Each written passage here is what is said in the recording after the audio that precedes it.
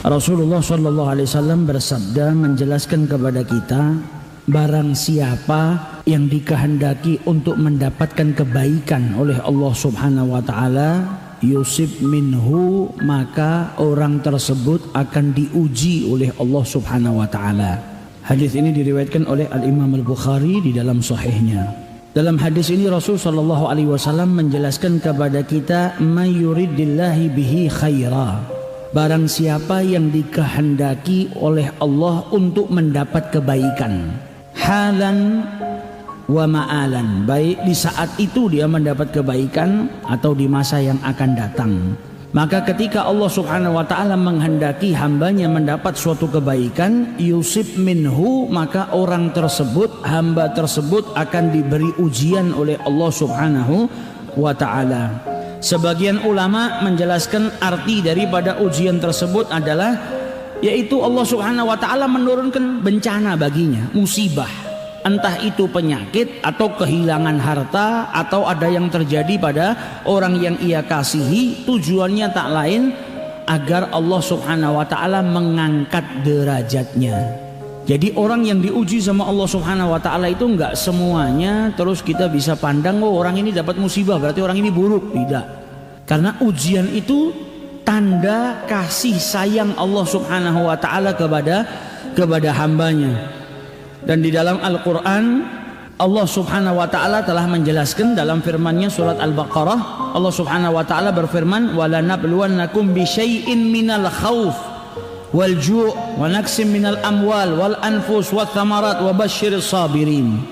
Dalam Al-Qur'an yang namanya ujian itu sudah ditetapkan oleh Allah Subhanahu wa taala, di mana Allah Subhanahu wa taala berfirman, dan sungguh akan kami berikan cobaan kepadamu, kepada hamba-hambanya akan diberi ujian oleh Allah Subhanahu wa taala. Dengan apa ujian tersebut? Minal khauf, dengan rasa takut, wal ju', dan juga dengan rasa lapar, wa naqsim minal amwal, harta yang kurang, kemiskinan, kefakiran, dan juga buah-buahan atau tanaman-tanaman yang tidak berbuah sedikitnya daripada buah-buahan tersebut.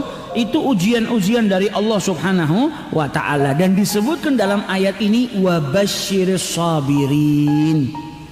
Jadi orang-orang yang bersabar ini orang-orang yang mendapatkan kabar gembira dari Allah Subhanahu wa taala. Siapa orang-orang yang bersabar? Dijelaskan dalam ayat tersebut, alladzina idza asabatuhum musibah, mereka yang ketika tertimpa musibah berkata inna lillahi wa inna ilaihi raji'un.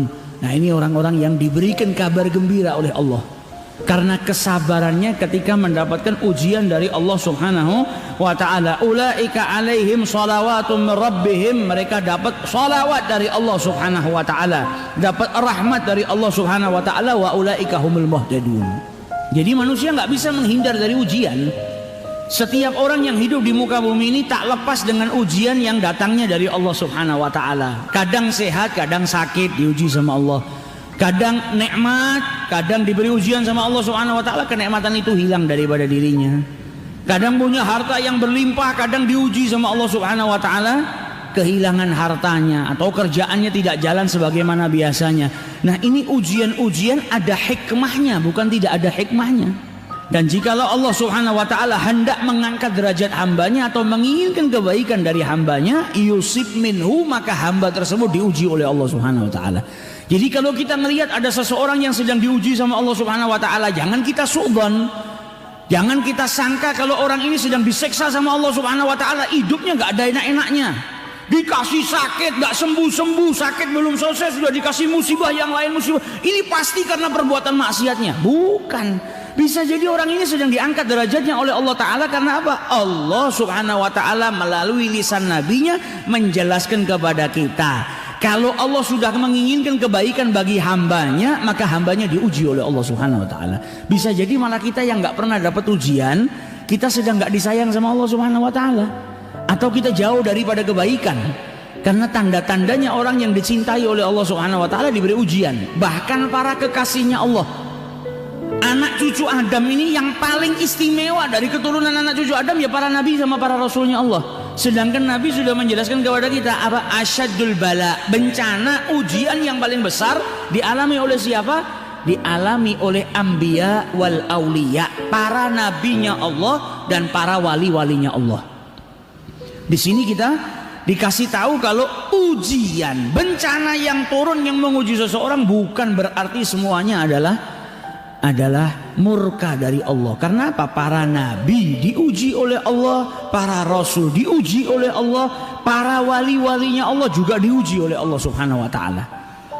Justru itu bukan karena Allah murka, tapi karena cintanya Allah kepada hambanya, dan Allah menghendaki hamba tersebut mendapatkan kebaikan dan kemuliaan. Bagaimana dengan Nabi kita Muhammad SAW yang ujiannya paling besar, tidak satu pun dari umatnya bisa menyamai ujian yang pernah dialami oleh Nabi Muhammad SAW. Dan kalau kita seandainya dapat ujian tersebut, kita nggak mungkin mampu.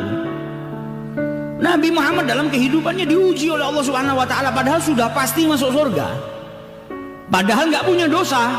Ujian ini ngilangin dosa kita, nambah pahala. Nabi Muhammad pahalanya sudah banyak, surga diciptakan oleh Allah Subhanahu Wa Taala untuk Nabi Muhammad. Beliau nggak punya dosa tapi diuji sama Allah Subhanahu Wa Taala. Nah, ini menunjukkan kalau Allah menghendaki kebaikan, mencintai hambanya. Idza habballahu qaum, Allah kalau cinta kepada sekelompok kaum diuji sama Allah Subhanahu Wa Taala. Jadi ujian itu tanda cinta Allah Subhanahu Wa Taala kepada hambanya.